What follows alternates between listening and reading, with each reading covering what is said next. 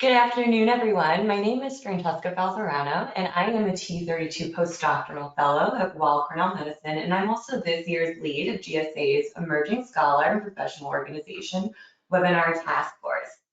On behalf of all of the members of our webinar task force, we would like to welcome you to this webinar titled Leveraging Small Grants to Build Your Research Program, developed by the Dermatological Society of America and supported by the Innovation Fund. So our webinar is being recorded and it will be posted on the GSA website, and we will send a notice to all of our attendees once the recording is available. We'll also be having a question and answer session that will immediately follow the live presentation. And in this webinar, we are going to be allotting around 15 minutes toward the end of the presentation for questions. And you're able to submit your questions through the control panel on your screen in the question box area at any time during the presentation. So our expert panel who will be speaking today are Dr. Jamie Justice and Dr. Amy Hoffman. Next slide, please. So on today's agenda, both of our experts are going to be discussing their stories and providing their insight on finding and leveraging small grants to build a solid and successful research trajectory. And our first speaker is Dr. Jamie Justice. Many of you might know her as our wonderful ESPO chair, but aside from her extensive involvement in ESPO, Dr. Justice is also an assistant professor in the Department of Internal Medicine section on gerontology and geriatrics at Wake Forest School of Medicine.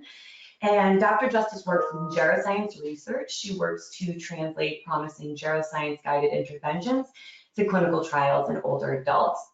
She is an engaged member of the interdisciplinary NIH-supported Translational Geroscience Network, and her work has been funded primarily through competitive internal pilot awards and funding through numerous agencies, including the NIH, the NIA, and the American Federation of Aging Research, among others.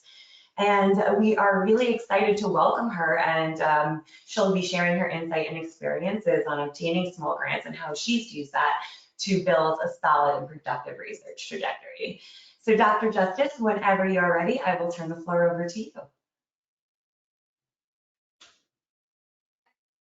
Hey, hi, I'm Jamie Justice, and thank you very much for the introduction.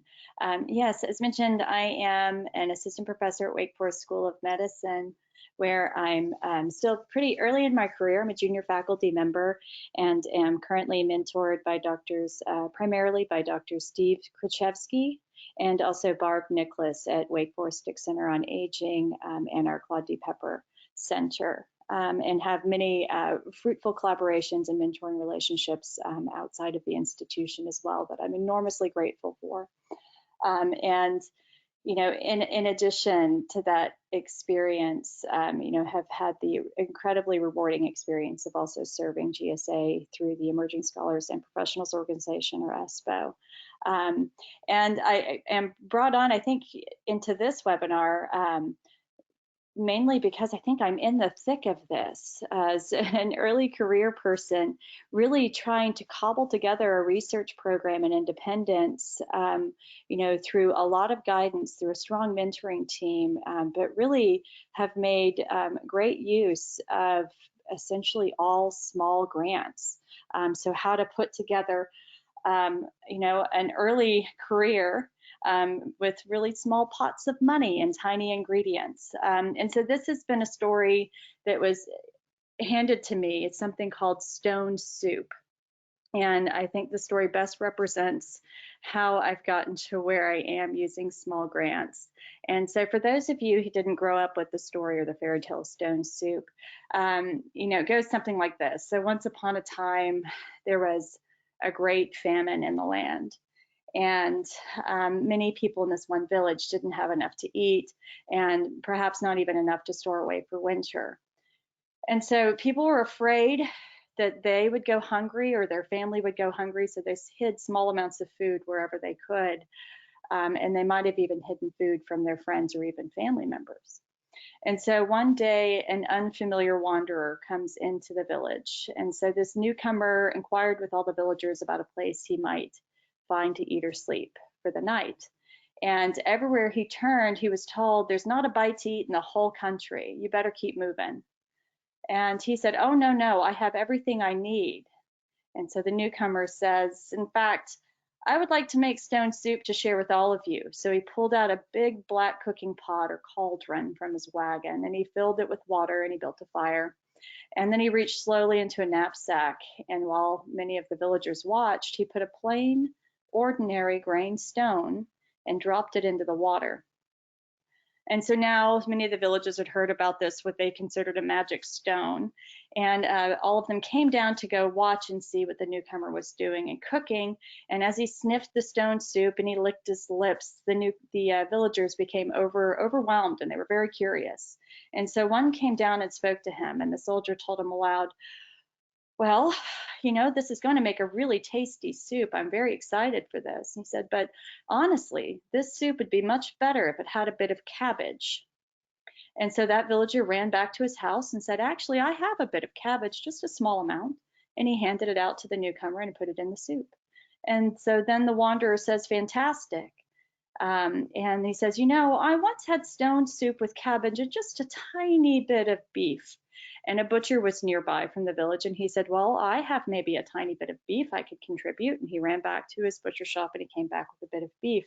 And so on and on it continued until eventually there's this gigantic bubbling black pot of soup, and it smelled delicious, and it had potatoes and onions and carrots and celery and anything you could think of to fill this large hodgepodge of a pot. And they all sat down together and they ate, and it was delicious. And so that for me has been sort of the story of finding funding, is that it takes just a bit of imagination and really strong mentoring to have a couple people in your corner to help identify what small ingredients actually might make the difference. And then finding people willing to give small amounts to end up with something that is really quite exciting and satisfying for a larger group. Advance. Okay, and so that leads into my story, which is essentially I'm going to give a little bit of my experience and how the different things that I've used to hodgepodge together a research program early in my career, a little guidance on why I think you should consider doing this, and as well as a few tips on where you might identify small grants, and even as you're writing them and considering them, how to do so and what resources might be available. So continue. And so my experience in small grants has really been across 4 different broad types. You know, first starting with some institutional training grants, then some external fellowships and career development awards, as well as some competitive pilot research grants. And then not to discount the incredible opportunities through travel and training grants. Advance. And so first for these institutional training grants, these can be NIH supported, which is really the background that I had. So my first experience with these was when I was at the University of Colorado in Boulder, and this is through a T32 mechanism where the institution holds the grant, and I could apply for it with the support of my mentor that had ties to that, and in this case, NIA funded program. And so my first was with my predoctoral advisor, Dr. Roger Inoka, and then I changed focus in my work as my first postdoc was with Dr. Douglas Seals. And then I moved to Wake Forest, where I was still, as a postdoc, I performed a second postdoc and was again supported by a T32, but with a very different training focus. Advance. And so those experiences were really useful, is that they provided some security and some structure for me and gave me an opportunity to learn how to begin writing grants, but they didn't really provide a lot of research funding. And so, you know, the next step here is to really start looking out and trying to look for some of these external fellowships and career development awards, that they still can support my training, but then there's also small pockets of money to begin performing some of that research to help fund it. And so these include some things. These don't have to start just as a postdoc or after. I was able to obtain one of these early on as a predoctoral fellowship through an honor society as a competitive award. Was also really fortunate. There's a wonderful aging support network out there, including the American Federation from Aging Research and Glenn Foundation, which offers a number of different fellowship opportunities and award types. And so I was fortunate enough to have one of those to also support one of the years of my postdoctoral fellowship. And that one also came with some small research funds for travel and actually performing some of the work. And of course, I'm at Wake Forest, and so so I've been able to really lean in to some of the support structures that are there within our Pepper Center and within my mentoring team, and was able to have some funded competitive pilot awards through our Pepper Center. And again, those NIA supported centers that you can find individually, I'll have a link to some of those. And you can also search out through the RCCN, which is a larger collaboration of all the networks together. Those are a fantastic place to look for early career and pilot funds. And then finally had cobbled together enough of that to actually support a funded career development award through the National Institute on Aging, which of course, in addition to stipend and training, also provides some small research funds. Advance. And again, each one of these have also been supported by competitive pilot awards. I'm not going to go into great detail. Some of these have been institutional. Some of these are supported through things like the Pepper Centers. And then also CTSI, for those of you who might be at a CTSI or CTSA institution. There are always awards. Definitely apply. It's a wonderful opportunity. Continue. And don't discount, even though there might not be a lot of money for research, some of the best opportunities that I've had have actually come from travel and training experiences. And so those can even include things like travel to an annual scientific meeting like GSA, have had wonderful opportunities there. But then also some really dedicated experiential and training programs like a Butler Williams Scholars Program, the American Federation for Aging Research, and also an NIA supported training course. And so these have been incredibly rich, because, you know, even though they're not funding my research, what I had the opportunity to do at each of these was actually present my research and grant ideas, get feedback on them.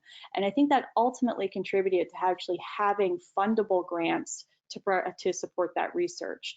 So definitely, even if there's not research money tied to these things, this is a gold mine in terms of actually learning where to find small pockets of money and how to advance your science. Advance. Okay, and so now how does this relate to my science, not just these different particular awards? So as was mentioned, my field is the emerging discipline of geroscience. So for those who are not familiar, geroscience seeks to target some of the biologic hallmarks of aging to delay or prevent functional decline in chronic diseases collectively, rather than looking at age-related diseases one at a time. And so they have identified around 7 to 9 different things that we consider hallmarks of aging. So things that are really tied biologically to what we could, potentially target with interventions, or might at least be mechanisms underlying some of the global changes we see with age. And the one that I have focused on in my career at Wake Forest as a postdoc and now junior faculty has been around cellular senescence. And all of my work in senescence has been supported entirely by small funds. Advance. Okay, so for those who are curious what senescence is, I know it can be an unfamiliar term for those who might not be in the field, but please don't be scared off. So cell senescence, it's just an alternate cell fate. And so when a cell experiences different cell stressors or damage signals, it can enter what we consider like an anti-cancer kind of state. And it goes into essentially irreversible growth arrest, and that's what we call cell senescence. And so, in response to that damage, that can be a good thing, it's sort of in the short term, but in the long term, as these cells begin to accumulate, they really do put out this really highly pro-inflammatory milieu and can actually cause damage on their own. And so there's been an enormous effort in the last about 5 years to identify ways that we could potentially intervene in this process. And when I came into Wake Forest, there was growing evidence in rodents to indicate that. Advance, please. That diet and exercise may alleviate senescent cell burden, and that there are certain drugs in development that might be able to clear those cells to improve health span. Advance. And so that's where the small grants come into play. And so what I really wanted to do was take some of these discoveries in rodents and move them into humans, but there really wasn't a lot of evidence in humans. And so this was a really risky thing to do in terms of large funding. We had a lot of work to do just to lay the groundwork and get the foundation to show that there's proof of concept here. And so that was the strategy that we've used, is that I started first with some really small funds, again, Glenn AFAR, and some internal awards to just make some early insights to see, using things that we already had stored, So if you might have access to a biorepository or a data repository, fantastic groundwork there that we could actually use things that already were in existence to start looking at markers. Was then able to take those first little initial things using really tiny pockets of money and roll those into first an internal Pepper Award, an externally funded mechanism, and also it provided the foundation for my Career Development Award as a KO1 that we've now have an ancillary to an existing study. Again, I'm not recruiting the subject, somebody else is, and so I'm really taking advantage of some structures that are already in place to maximize the kind of results that I can get giving small funds. My most recent award is actually using the samples and all that background work we did with repository and as an ancillary, and we now have a funded, or actually fundable score, and we'll start funding in July, a CTSI grant to actually work with somebody else within our institution, a brand new collaboration to try to do some computer-aided analyses of those biomarkers from some of the data and samples collected from the earlier pilots. In addition to this, we've used this collectively and have put this together into a clinical trial, a very small proof of concept, a feasibility study. And again, that's where we can then begin applying some of these early insights and to start laying the groundwork for what a clinical trial using some of these agents might actually look like in people. And again, all of these were done with small funds. None of this we needed to do a lot there to de-risk and to see if there was a signal enough to pursue in larger funding. Advance. And so that's the method that I use to make stone soup, is that any one of those studies on their own were really pretty small. But put them together collectively and it ends up being this large pot of something that we think is very exciting.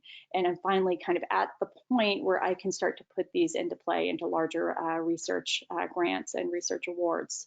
And again, none of that was done on my own. All of those projects were done with incredible mentoring and a great support team and people who are really on my side to help me find different opportunities and to help me get access. Please advance. All right, and so now why you should consider applying for small grants. Advance. Here are just a few cursory reasons why. I mean, the first and the biggest, of course, doing research requires money. The best way to do this is to really start at least with small grants, as I did.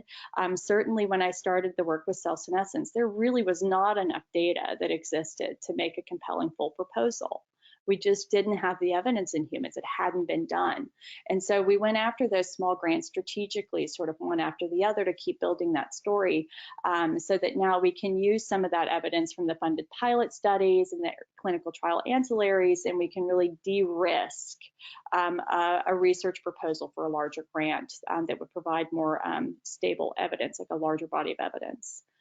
Another reason you should consider applying, even if you do have good data, I can't tell you how useful it's been to have experience in grant writing. And I've had to, I just showed you the successes that were there. I had at least double that in the number of failed attempts to get grants, but each one of those failures led to what later became a successful award, or that it helped me find issues and learn how to write and read and review grants. And finally, each one of these small grants can help bolster a CV, or if you need to add some new professional training before applying for a promotion. These have been really essential for me to gain some skills that I wouldn't have otherwise had. Advance. Okay, and now where can you find these things? Advance. All right, and the biggest message here is that you will not find what you do not seek. No one came completely out of the blue and knocked on my door and told me to apply for this grant. What it took was a lot of conversation and a great mentoring team and team of sponsors.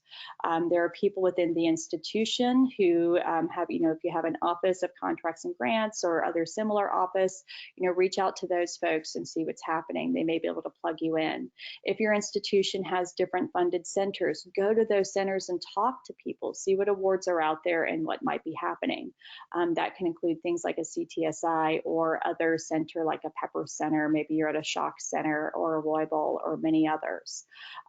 Seek those opportunities out. If you don't have a good mentoring team, start there. The key to all of this is fantastic mentoring. Is that I've gone each and every time to a mentor with an idea, or have somebody who, if they see me, they know me, when they hear of an opportunity, they can return it to me and ask if I might be interested. Use those people to your advantage. I would be nowhere without the mentoring that I've received. Next is to really look into your professional organizations and networking. GSA has been huge for me in this regard. That there are different social media things like GSA Connect and other areas that you might find different opportunities that exist. So there are a lot of people commenting and posting things, and it's a really great source to look. And also, once you're at the meetings, there's such great opportunities that people are there and they're sharing their work that often have been supported by some of these small grants. And so you can make that direct connection when you're networking with folks, when you see where something has been funded or what somebody else is working on. And it's such a great opportunity to network and to gain that experience and just talk and find out what people have been using in your field. Also, as I've mentioned, don't forget about your NIA or other NIH-supported research centers and networks within your institution or in neighboring institutions. That has supported, I would say, more than half of my work. So thank you all, especially Pepper Centers. And again, don't forget about looking at some of those aging foundations. I showed you my example of the American Federation for Aging Research, who has supported me and my work. But there are many other disease foundations, depending on what you're working on, whether this is an Alzheimer's or something else. And don't be afraid of reaching out and looking to those federal granting agents. Maybe you feel like you're not ready to apply for a big NIH grant, but there are always resources there for smaller grants or other opportunities, even if they're just some of those training opportunities that I shared. And finally, there are a wealth of online resources and various scientific journals that you can look at and search. There's a lot of things available online. Please advance. Okay, and now how to do this. So those are just a few tips and advice and cautions from, and again, I'm still relatively new to this, so hopefully Amy will provide even more, but if please advance. Here are a few things that I found helpful. First is to cast a wide net. As I mentioned, I applied for more grants than I received, a lot more. So apply and keep applying. And so really reach deep and wide and use some of your loose contacts and loose networks to find out what might be available, but is not necessarily in your main view. There are wonderful opportunities out there.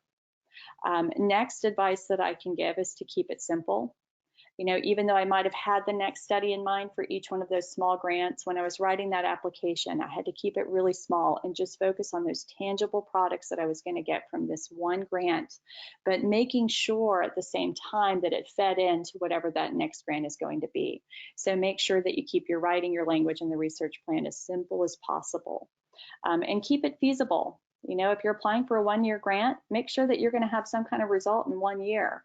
You don't want to, realize that you're halfway through and you're already out of money, and time. So keep it feasible, and use these small grants as an opportunity to really pay attention to the details. Right? You can work through all kinds of details with a small grant, whether that's how you're for a clinical trial that I was involved in, how are we going to dose? What are we going to do? How can we recruit? What's our retention like? There's so many tiny details, and we use those small grants and that small feasibility pilot study to really gain insights there that could then be applied to a next stage trial or the next grant or application. Advance. And again, here, other tips: persistence pays off. You will be rejected more than success. Suck it up, smile through the tears, and keep moving. And of course, learn from those mistakes or what, you might consider a bad review. If there's a reviewer who didn't get it, take the time to figure out why and how you can make it better. That has served me incredibly well. But usually I have to give myself about 48 hours to just be mad and think the whole world is against me before I can get up, brush off the dust and move on. Just don't send emails or calls or do anything during those 48 hours. Just close the doors, quiet down, candles, go for a good run, whatever you got to do, get through it, and then look for the lesson. And then finally is to remember the timeline, is that, it may be when you're writing this grant, it may take 6 months to a year or more between the time that you're writing that proposal and actually getting it funded. I would say this is critically important if you're doing something that's going to be an ancillary to an ongoing trial, is, you don't write the ancillary for what you want to do this week. You're really writing the ancillary for what you're going to do next. And so to just, to be sure that whatever you're proposing to do falls in line with the timelines and the structure that's around you. Advance. Okay, and so finally, here's an overwhelming number of different resources and things that I have found helpful. Some of these are federal grants. Some of these are, again, those NIA-supported centers, which are such a great resource. And then there are many other foundations, and I, do pay particular attention that some of these, that if you're an international student or trainee, that there may be opportunities within some of these foundations that don't have some of the restrictions that other grants do. And of course, if you are working in some kind of a disease-specific field, reach out to some of those foundations. There are really wonderful funding opportunities available there that many folks do use. And of course, there are a couple of websites listed below, and all of these slides and resource examples will be available online. And if we can reach out to us within ESPO, and we can try to even include more of these on GSA Connect, and try to keep a nice resource list for everybody to use, because you should, and I hope you do. Thank you. Thank you so much, Dr. Justice. That was so informative, especially for myself, who is a rookie in the whole grant world. So thank you so much for those tips. So now moving on, I am so thrilled to introduce our next speaker, Dr. Amy Hoffman, who is an expert in grantsmanship and has an impressive track record in funding. Dr. Hoffman is a professor at the University of Nebraska Medical Center and is an assistant dean for the College of Nursing at the Omaha campus. In 2018, Dr. Hoffman was awarded with a 5-year multi-state 3-arm randomized controlled trial from the NIH National Cancer Institute. And her research is focused on changing the face of post-surgical lung cancer rehabilitation via virtual reality-based exercise to improve symptom and functional status and quality of life. In March of this year, Dr. Hoffman's research was awarded the Distinguished Science Award by the University of Nebraska Medical Center, and she will also serve on the scientific review panel this upcoming year at the NIH and the Department of Veterans Affairs. Dr. Hoffman is going to share her insight and tips on how to maximize grant funding to build your research career. Dr. Hoffman, I'll now turn it over to you. Well, thank you so much. And I wanted to thank Dr. Falzarano and Nick and Bang for inviting me. I got to tell you, it really brightened my day. It was a day when I needed just some boost, and it was nice to be thought of. Thank you very much. And thank you for the Gerontological Society of America for glossing up the slides. I am so grateful for that. You have no idea how much that helps. And again, my name is Amy, and I've been in research for, I like to say, since the turn of the century. I think that's kind of cool, the 21st century to date. And so I've been really dedicating my life in a all-around role in academia, but I really am research focused and with a very big clinical perspective. And this picture here, I included it because this is my dean, Dean Sebastian, and Dr. Ian Berger, who asked me to come to University of Nebraska to help with Nebraskan research and to help nationally. I'm very excited about it because it says more to me than just getting an award. And to me, that's the last thing I will apply for, or if someone asks, we're interested in this. I've got other things to do. But the reason I put this up here is because you got to know that what it really is about is the journey. And that's why I entitled it Journey to Funding, that it really is, to me, an adventure. It's very meaningful to make a difference in someone's life. And that difference can mean that just getting this invitation today, as I had mentioned, that made a tremendous difference when I was just having kind of a low day. And I have a lot of high days, but some days, you know, you just hit a low sometimes. And, you know, it's about encouraging your friend, your colleague to resubmit a manuscript. Could you get it? Because sometimes you have to resubmit that manuscript several times. I mean, this is all about getting to funding and, you know, and celebrating someone who's been funded when you have not been. I mean, that's really a tough thing to do, but, you know, to give is better than to receive, and it will come. And to also, for me to know that the other day I received a call from a participant, and I was just trying to find time to do anything. But I took I took an hour. The participant was really grieving because she missed being on our study. She missed being part of that team that she had been part of for 12 weeks, but we let her know we are here. And so that's what it really is about, is having that passion on a daily basis. It's about the journey, and the journey will lead you to funding. So we'll go to slide 2. And what I have chosen here is, I'm going to have to minimize something. Whoops, so sorry. I minimized the wrong thing. I have to move something so I can see my slides. I really have found that in my work that there are 10 different ways, 10 keys to getting through to your treasure. And they're really strategies, and listed here, I'm going to talk a little bit about them. Select a topic, find a mentor, program officer, choose your tools, your instruments very wisely, build a team of wonderful, positive people. The feasibility study, boy, it's in the middle here, but this is so important. Get your science out there, have your voice heard about what you're doing. And grant writing, and it actually can be fun. It's challenging, but it can be fun. Your pilot study, have a pilot study after you've run a smaller study. You need to build. We're a builder in research, and then getting to that ultimate state of your big grant there, your randomized controlled trial. And then my last one on that slide is the grant itself. So we'll move to slide 3. So the first really big strategy, the treasure that I found is early on is, and no matter what you do, is you've got to have a passion to persist, because it takes a lot of energy, and you want that energy to be positive, because after the day, you're going back to your family. Here, what I have in a picture is my mom and my grandfather, and my dad was not in this picture on my first communion day. The reason being is he had the flu, so my grandfather stepped in. He's a World War II vet. He was missing in action. He was stormed the beaches of Normandy. So I'm going to tell you, he's a tough guy. And unfortunately, within a month after this photo was taken, he had a persistent cough and went to surgery. They thought that he had a resectable lung tumor. Now, this was in the 1970s, so much has changed since then. But many things have persisted. Unfortunately, like today, he was open and closed and was found with stage 4 lung cancer. And even if you're open and closed, and stage 4 for the cancer world here is, you know, it's end stage, unfortunately, for almost all.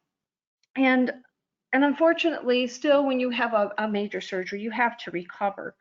And but my mentor said to me, hey, Amy, please take a topic that you're going to be studying for at least 20 years. I was just shocked. 20 years? Really? 20 years? So I don't know where you are in your research. If you're just into school, or you just graduated, or you're mid-career, or you're like myself, you're moving along for 2 decades, if you're not happy with it, please change it, because you're going to feel great, and you're going to move things faster, and you really want to add value for your life and others. And so what you want to do is to find, again, what your passion is, but you want to find where you have a population in need, a large population, a significant problem to be solved in the science. It needs to be understood. And it was serendipitous, I had become a surgical oncology nurse and part of my career. And I started thinking about, well, what can I do to make a difference? And I was seeing a lot of patients like my grandfather, and my grandfather had severe symptoms, many symptoms. And I always saw as a young child, boy, isn't there something we can do about this? And we were still dealing with this 2 decades later after he had passed away. So my significant problem to be solved was addressing post-surgical rehabilitation for cancer patients who had lung cancer, non-small cell lung cancer, so that they could have optimal functioning. And what I did to concisely articulate to the people who would be my wonderful funders was to write a concept paper, and I'll go over that in just a few slides. So we'll go ahead with the next slide. And here, the second key then, after you found your passion, is to find passionate people who are positive. You know, a crabby person is really not the right person to be around. You have to have a match in the knowledge area that you have, and both that you have to grow at, and people to energize you. So just some examples, because I think examples are great. Dr. Jean Brown, I found her along the way at a conference, and she became my senior scientist mentor at different time points, once in my doctoral program, and then after I had graduated from my program, taking me to my mid-career, 3 years after graduating from my doctoral program. But she was expert in interventional research, lung cancer, and symptoms. So a wonderful match and a very good person. All these people were good at being honest and critiquing me and taking that critique and thanking them for it, even if the critique was something I didn't want to hear.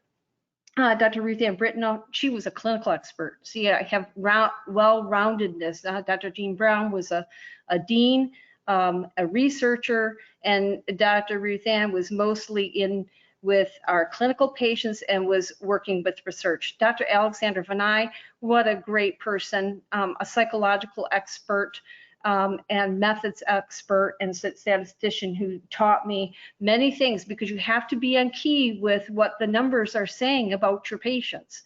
And so it's good to learn from someone and to allow them to help you develop that expertise. Dr. Lee Jones, I found him through Dr. Jean Brown. It was a reference. She had helped Dr. Lee Jones along the way, and he was an exercise scientist, so somebody different from my discipline, because I was studying the science of rehabilitation. Dr. Ann Berger, this is an important point. She is a fatigue expert, as I am, but in my population, I have lung cancer patients, she has breast cancer patients. So I loved it when she critiqued my papers, because what she would say is critique, and I think, wow, that's what a majority of the panel is going to say, because most people in my field are in something other than lung cancer. So it's good to be aware of what others may say that are diverse from yourself. And Dr. Lorraine Robbins, she's my all-around person. She was at Michigan State University when I was there for my first 10 years of my career. And she was my internal mentor and provided a lot of guidance. And so we'll move to the next slide. The next key is exceptionally important. You need to not only have positive mentors, you have to have a very positive, proactive program officer, wherever that may be. And you will have different ones throughout your career, possibly. My first one was Dr. Martha Hare. She was referred to me by my major professor, and that's where I had achieved a predoctoral award through the National Institutes of Nursing Research at the National Institutes of Health. It's called an F31 mechanism. And I would meet with her for professional conferences and on the telephone if I had questions. And later, when I moved my career along, I was looking at National Cancer Institute, and I was referred to Dr. Dr. Ann O'Meara, who is still with me today. And she has been just instrumental. And I'll talk to you about a few things that I've learned along the way in working with both Martha and Dr. O'Meara. First, number one is, how to contact your program officer. So I learned through some mistakes that I did initially, and I think that's the best way to learn. But so here's some positive ways to contact your program officers. First, you can always know that you can set a telephone appointment with them, but I would always recommend emailing them first, setting up an appointment. Might seem trite, but I learned that's the best positive way, and that they are very busy people. So you want to do your due diligence and take a look at when would be their busy seasons so that you can optimize your times. Busy seasons are when they have major study sections, end of fiscal year activities. They might be inundated with unusual things like COVID-19 right now and new funding opportunities. And I always wanted to put my best foot forward, and I learned how to do that, to put my first impression there, because first impressions are very lasting. And so even though I had some questions, I researched the questions first. I wanted to find out everything that I didn't know about that question that I wanted answered, and then find the gap, so that when I was talking with them, they took me seriously because they knew that I was looking for the answers, and they could guide me to greater information. And again, when you email a request, make sure you ask for what you're interested in talking about. Maybe it's the grant number, to fully explain on how to get in touch with you, clearly describe what you want and when you need it by. If it's urgent, say urgent request. If not, say, would you be available in another week to 2 weeks? You can meet them at a professional conference, and do that ahead of time. Program officers are booked sometimes months and months and months ahead of time. And when going to meet with your program officer, whether that be on the phone or in a conference, always bring a very well constructed, vetted, what I call concept papers.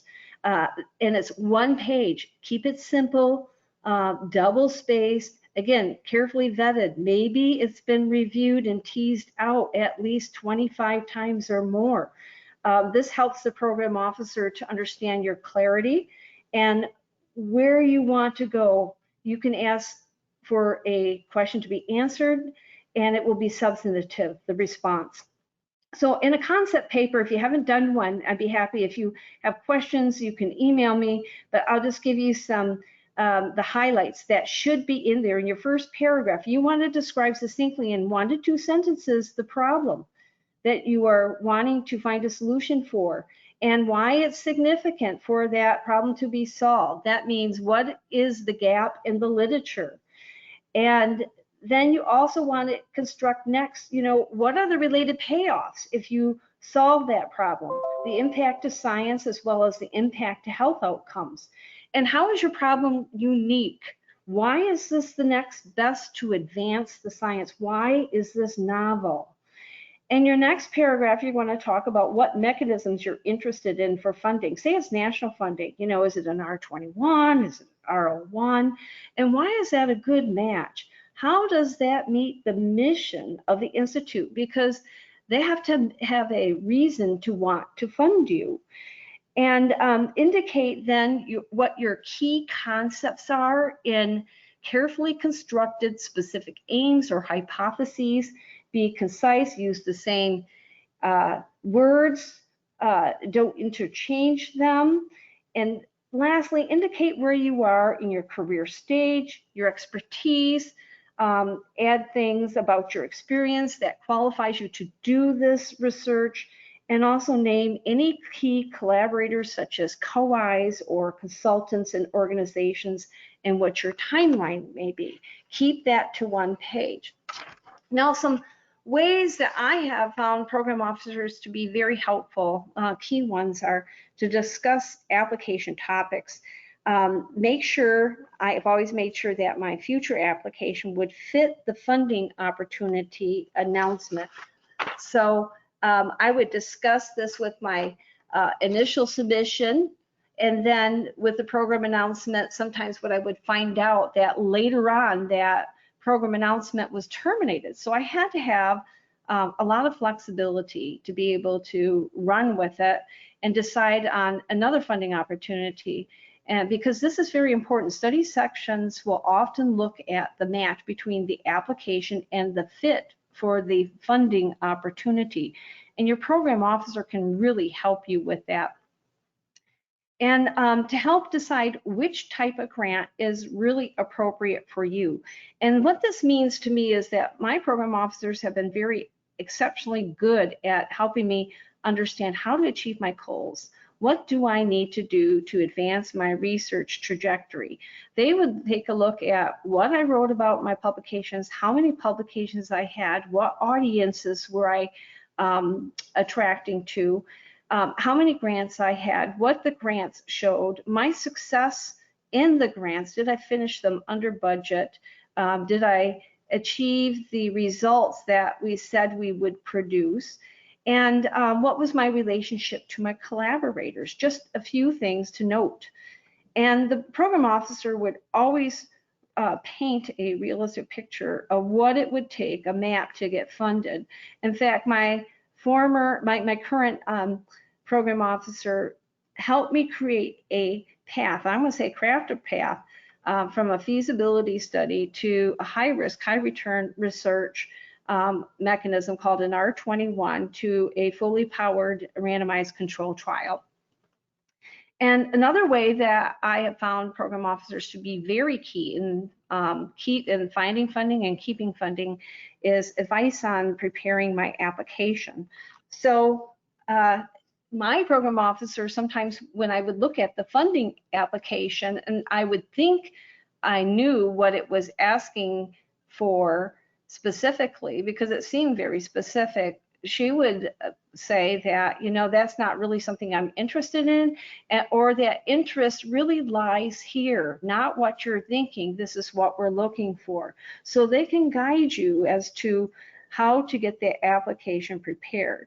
My program officer, for example, gave me, provided me with just wonderful time and talking to me about what she would like to see differently in my application, such as less duplicity in operational outcomes to be studied. And had I not taken that advice and say I would have received a good score for funding, perhaps when on review afterwards with the scientist that she would vet things through and whether or not she would want to keep that in her portfolio, would have concerns about my operational outcomes. So it's just wonderful to get advice about your application. And then once you receive a score or some type of feedback from a grant that's been reviewed, I always spent time with my program officer going over the summary statement. In fact, you can ask your program officer to sit in during a study session, and because there's a lot said or how it's said that's not found in your summary statement, and they can provide you with even further guidance. And then checking out the status of your funding. And I found that with my last grant, oh my goodness, we had a budget situation. We didn't have an approved budget in October. And I had to wait 6 months until we had a budget there. And that really helped me to plan, you know, what should I be doing in the interim. So we will move on to slide 6. And here, this is incredibly important too. I just found that you have to, what is needed is to answer your research question. There are 2 critical steps. That is to define the question you are trying to answer and apply the right tools and approach to find the answer. And my research involves practical ways to manage symptoms related to cancer and its treatment. So I had to ask the question, you know, what is it that I need to really answer my research questions? Because in achieving funding, you want to make sure that your conceptual model, what the variables that you're looking at are really operationalized strategically, and that they match your conceptual and operational model. So I found, for example, I went to the state of the science measures for fatigue. I had to look at many different ones. And I had to actually develop tools such as one here called fatigue self-efficacy and also fatigability. And but to find the state of the science tools, make sure they're short, they're simple, patients can use them, that they're not time burdened. And because if these are all things that are looked at during the funding process. And there's a caveat too, is that you really have to test out your tools. So for example, I got right in there before there were Fitbits. I know we're beyond Fitbits right now. Before they became really popular, we were using heart rate monitors for patients for exercise. And my patients were post-thoracotomy, post-surgical lung cancer patients. And they had some really neat straps that could fit around the chest and you could exercise with. That wasn't going to work. I mean, our patients had enormous incisions, and even a small incision on the chest was extremely uncomfortable. And then there were wonderful watches that provided, and we have watches today that can look at your heart rate and give you more information about your exercise intensity. But a lot of our patients, if I hadn't been in the field, and I've been in the field clinically, but with them when they're under rehabilitation, I wouldn't have learned that they had poor circulation. They had neuropathy in their fingers, arthritis, loss of body parts for one reason or another, or scars, and that just wouldn't have worked. And what I did find though is that pulse oxes worked. I mean, something simple that has tested that has lasted time, that's what we ended up using. And also ask your patients what they think about the tool and have your team members put in input. Just recently with COVID-19 situation, I learned that the short standard of questions that we would ask patients to vet them into the study really didn't fit. Do you have a temperature? That would fit, but do you have a cough? Many of our patients just normally cough. That would have just excluded them from the study. And we'll move on to the next slide. This is just another exceptionally important study. You want to think about your team.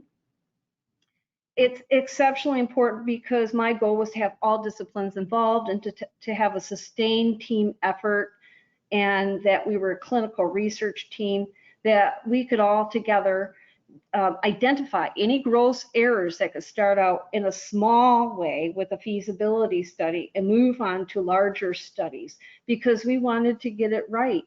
And we found, for example, we couldn't recruit because we had too tight of inclusion criteria, and we didn't realize what was really important to participants in joining a study. We had moved our participation rate from what is really the norm in cancer research, which is less than 5% who will join an initial clinical trial, to 85% by just learning and working together. We'll move to the next slide.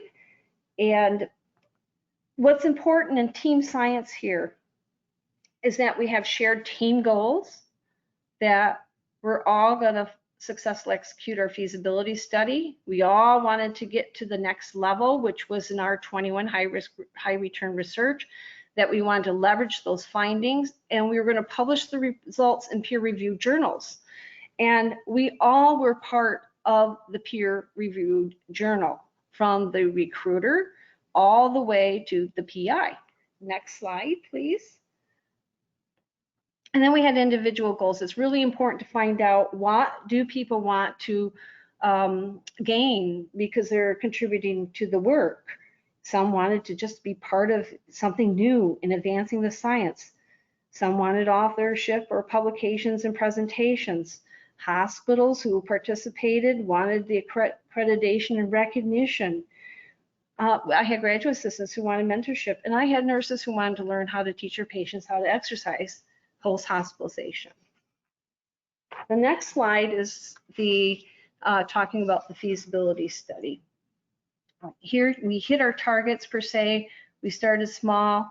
We started to learn from our patients. So we were able to move from our study with more patients and we limited the gross error that I talked about. So some outcomes that we learned from small to go larger was how to recruit and retain. If you don't have participants, you're not going to have a study. How to ensure that they have adherence to our intervention, which was exercise, that it's acceptable, that we were trending towards and producing wonderful outcomes that we had pre-hypothesized about. And going to the next slide. In a feasibility study, it's important to ask questions. You know, when does the study really begin? Pre-surgery for ours, during the hospital stay, or post-surgery? These were really big unknowns. These were unknowns even to how to screen and recruit in a surgeon's office. The surgeons weren't sure. No one was really sure. And were there any special measures that needed to be taken upon enrollment during the study or upon conclusion of the study? So for example, when did we do a 6-minute walk test? When was the most appropriate time? How did we get people to join the study? You know, in many cases and many organizations, they want the patient to take the consent home to think about it. Well, our patients lived 2 hours away and they came back to surgery the next day. They didn't have time to think about it and we missed them. So we had to make some critical decisions and make some changes. The next study. I think as I've been talking really about this, is that you have to see your new office as a different office. You have to get out of the office. You need to be in the field, and I really enjoy that. And that may be going against the grain of what other researchers may be doing, but that's okay. That's your study. That's your unique. That's why we do research. You won't find things out like, why is it difficult for them to exercise, or why won't they exercise after surgery? Well, could it be that they were sent home with oxygen tubing that's only 12 inches long, or that they were given Tylenol for a pain control and they didn't realize how to use their other pain medications in combination so that they could get up and exercise? Or did the patients have such stark, limited resources? Just recently, I drove 75 miles to a patient's home, and he lived in a shack with no front door. The toilet was in the front. There was no food and no shower. So you learn a lot of things along the way if you're always staying in the office. So get out into the field. Next slide, please. Again, the feasibility study. Here, you know, science is not for the faint of heart. You have to know that you're pushing buttons. The button that we push, we would have never realized. It took us 3 months, actually 6 months, to get out of the multiple IRBs we're in, because they said you cannot exercise old people. Well, number one, that was a misconception. Some of our patients were 18 with lung cancer, but they had put constraints on us that we had to have, for example, a spotter at all times, a balance board at a certain height to do balance exercises, and a help alert call button, which were all negatively perceived by patients. And so we had to teach our IRBs. This is research. We're doing a lot of things to, you know, to be able to build a study to lead to funding, and took the time. Get out of the office and go to the IRB and present what you're doing. And when we brought our balance board, which is only 3 inches in height, and it was very wide and safe and stable, and stood on it, we had an 80-year-old member of the community who was part of the IRB who stood up, and he was a pastor, and said, you know what? He said, I climb higher to my pulpit every week. We need to stop bubble wrapping these patients and allowing us to push the science so that people can recover after surgery for people like myself. And next slide. Just to point out, you're going to learn a lot. We learned a lot in the feasibility study, because again, feasibility leads to confidence of funders to be able to provide you with the provisions to be able to do the ultimate study that you would like to get to. And but we would have never gotten there had we not done this feasibility study.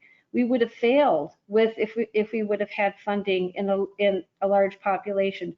We learned that what we thought was really the patient we were recruiting never existed. We learned that, for example, a list here that most of our patients had a greater stage than stage 1 cancer. And so we had to have all stages, that most of our patients already had a history of cancer. So we had to include anyone who had a history of cancer, and that we couldn't limit it to just one surgical procedure for lung cancer, and that we had to increase our body weight size, and there's more. So that's just, you're going to learn more along the way, but don't make too many changes too quickly. Study it and then move on when you feel that you saturated it in a limited amount of time. The 7th strategy in the next slide is to disseminate, and we're close to closing, so I'll go quickly here. The highlight here is that you have to know your audience, and knowing your audience, you may have to do some things that are unusual. You know, we have a feasibility that's a N of 7, a sample size of 7. That's hard to publish, and some of those studies are so significant. In fact, I found that study to be even more enjoyable, more significant. It led to the funding, actually. And I found where the thoracic surgeons and many of our nurses were reading, and many of them were reading in open access journals. There are some very reputable open access journals. And then I found my professional society, Cancer Nursing, one of them, to be a very good supporter of what we were trying to do. And they have put down our articles, a feature article, Too Sick Not to Exercise, using a 6-week home-based study. And so know your audience. The next slide, please. Grant writing. And what I knew is there's so much to share with you. I have listed this for you, many things here, and I just want to highlight a couple things. As I've attended 3 NIH from different institutes as either a scientific reviewer or a chairperson within the funding agencies in the past 6 months. And I just finished one last week at the Veterans Affairs. I'm going to NCI and the nursing and clinical related scientists in June. Things to do. Here's a list here, but some really important things to do is to make sure that, again, your conceptual definitions of what you want to study really matches your measurement model, and make sure that you may have your conceptual portion articulate and concise, but make sure the approach section matches that. Always make sure that your title is intriguing. It piques the interest of a reviewer. Your reviewer has 6 to 8 applications. When I review an application, if it's worthy of reviewing, I will spend up to 8 hours on it. And so that starts with the title. That starts with your first sentence in your grant that you're writing. It moves to the first paragraph, the first page. That will determine whether or not I will go on. So almost the final slide here. Your pilot study, you're going to move on from your feasibility study, and you're going to actually go larger. And here is where we have attained the National Cancer Institute high risk, high return research. I'm going to point out in bullet 2 here, you want to watch things, you want to be out in the field, and you want to make sure you're looking for anything that could be problematic. We had some wonderful people, but they decided to be, for example, they were recruiters, they decided to be more scientific on their own, and they added strange things like wearing big glasses that looked like they thought a scientist, and very long lab coats that looked like, to me, Bill Murray, the actor on Ghostbusters. It was kind of scary. And we just had some nice discussions about it and what patients wanted to see. So the last slide here, I know we're towards the end here, is that you will get to this point. This is my end point, but I have more to go now. I've learned so much. I have about 3 or 4 studies that I'd like to write in just limited time, but make sure you publish your results from your pilot to your getting to your larger randomized controlled trial. Please have at least 2 manuscripts written in peer-reviewed journals, which could actually be open access journals, but reputable journals. Leverage all your results. Make sure you describe them in your randomized controlled trial, because it shows that you have command of the phenomena that you're studying, that you're asking for funding on. Emphasize how you've accomplished all your pilot studies and how you've removed any risk from your proposed, well, my endpoint here was my randomized control trial, or RCT. Propose any specific additional specific aims that you'd like to achieve, but make them reasonable. Stick with what you should be sticking with. Typically for a larger study like this, you do not want any more than 2 to 3 specific aims. Otherwise, it doesn't look achievable. And incorporate any lessons in what you've learned. Thank you very much. That was absolutely wonderful. Thank you so much, Dr. Hoffman. So I just quickly wanted to highlight GSA Connect as a fantastic resource to use to find funding opportunities. So these are just some examples of funding opportunities that we've shared on GSA Connect so far this year, including one LOI for the NIA Impact Laboratory that is due at the end of the month. So you can take all of the wonderful tips that you've learned today and use it to apply for these small grants. So unfortunately, because of time constraints, we will be unable to move on to the question and answer portion of our webinar. However, please feel free to submit your questions in the text box, and our speakers will be answering them, and we'll be sending those answers to you all via email, and we will also be sending the slides and the recording of the webinar to you guys just within a few days. But I would like to extend our sincerest gratitude to our 2 speakers for all of their time and effort in preparing this webinar and for sharing their knowledge with us. I know I learned so many helpful lessons that I'll be taking with me. And thank you to all in the audience who attended today. And I'd also like to quickly point out that a webinar survey will automatically launch after the webinar.